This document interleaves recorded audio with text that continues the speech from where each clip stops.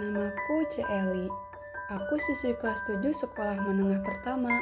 Aku adalah anak yang pendiam dan pemalu, sehingga teman-temanku yang lain sering mengejek dan menindasku. Aku hanya diam saat mereka melakukan itu. Dan ini Biiwir. Dia sering menindas orang-orang seperti aku. Aku selalu dibully, hanya karena aku tidak bisa membalasnya. Setelah kejadian-kejadian itu, aku menjadi semakin merasa takut untuk pergi ke sekolah. Karena di sekolah, aku merasa terancam dan tidak aman. Waktu pembagian rapot pun tiba.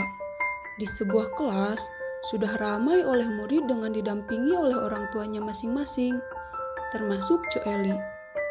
Saat pengumuman juara 3 besar, Eli berharap semoga dia termasuk dalam nama-nama tersebut.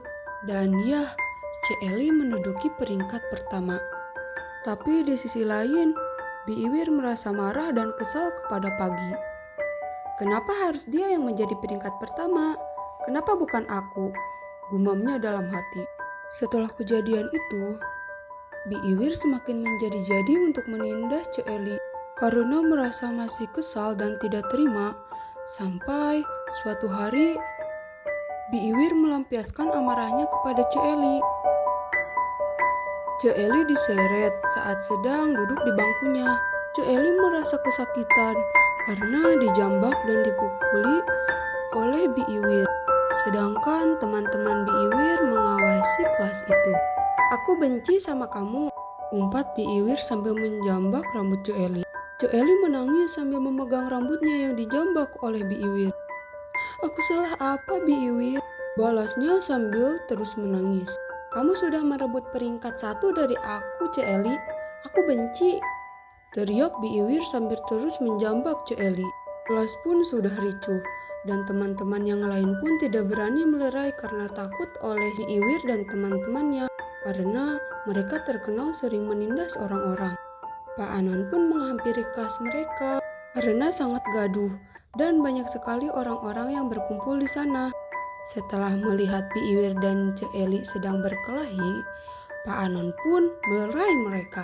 Eli yang masih menangis pun dibawa ke UKS oleh teman sekelasnya atas perintah Pak Anon karena banyak luka goresan di wajah dan tangannya.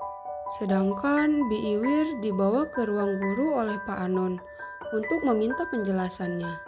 Lalu Pak Anon memanggil orang tua Biiwir dan Biiwir dikeluarkan dari sekolah. Dan teman-teman Biiwir disekor selama beberapa minggu. Aku merasa lega karena Biiwir sudah tidak ada lagi di sekolah itu. Tapi aku trauma untuk kejadian-kejadian yang menimpaku ini. Orang tuaku juga mengkhawatirkan kejadian itu terulang kembali. Lalu pada akhirnya orang tuaku menyuruhku pindah dari sekolah itu. Lalu ibuku berpesan, apapun masalahnya, bicarakan, jangan dipendam sendiri. Itu yang aku tangkap dari semua omongan ibu. Dan aku mengerti kenapa aku ditindas. Karena aku hanya diam dan tidak mampu mengutarakan apa yang aku rasakan. Sekian dan terima kasih.